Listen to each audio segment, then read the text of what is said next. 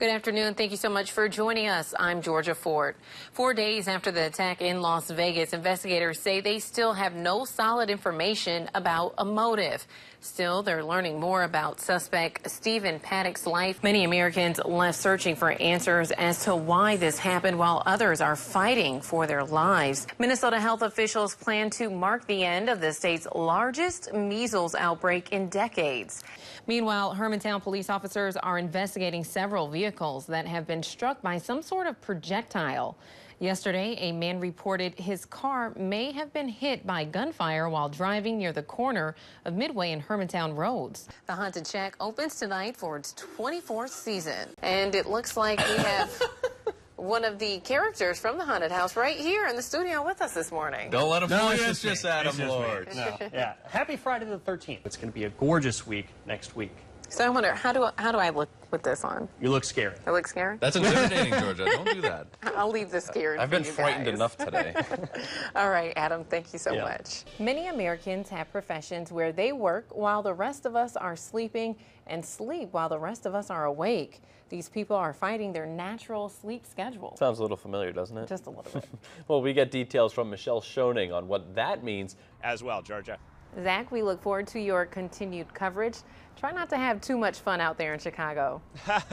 Thank you. I'll try. It's hard, but I'll try. All right, thank you so much.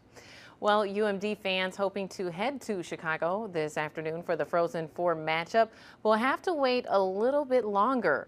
A flight scheduled to leave the Duluth airport early this morning was canceled. A prosecutor in Minnesota says he expects to decide by the end of the year whether to charge a Minneapolis police officer who fatally shot a woman who called 911 about a possible sexual assault in her neighborhood. The Minnesota Supreme Court will begin live streaming oral arguments in its chambers. The announcement is the first for the state's highest court and the latest expansion as Minnesota courtrooms have slowly allowed more technology to capture proceedings. Chicago police have charged the first of several juveniles for raping a teenage girl and streaming it on Facebook Live. The Congressional Budget Office is expected to weigh in on what President Trump's health care plan will cost. And lawmakers have asked the Justice Department to produce evidence that President Obama tapped phones at Trump Tower. The massive fires in California continue to grow. The numbers are staggering. 23 deaths, nearly 300 still missing.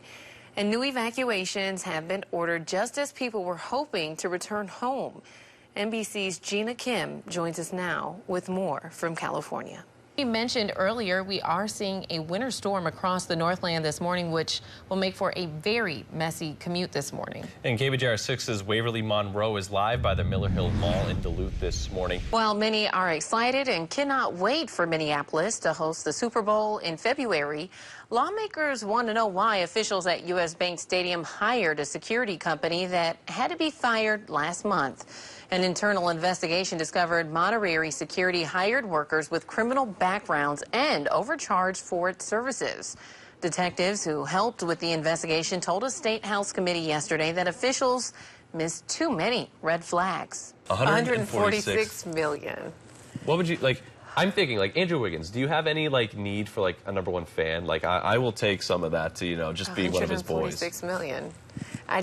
It's kind of hard to wrap your mind around when just 1 million seems like so much. Yeah, 1 million seems like a lot. Times that by 146, and you got a 22-year-old NBA superstar. There you go. Yeah, and at 22, I hope he spends it wisely. Hopefully, right? Still to come a celebration of coming out at UMD.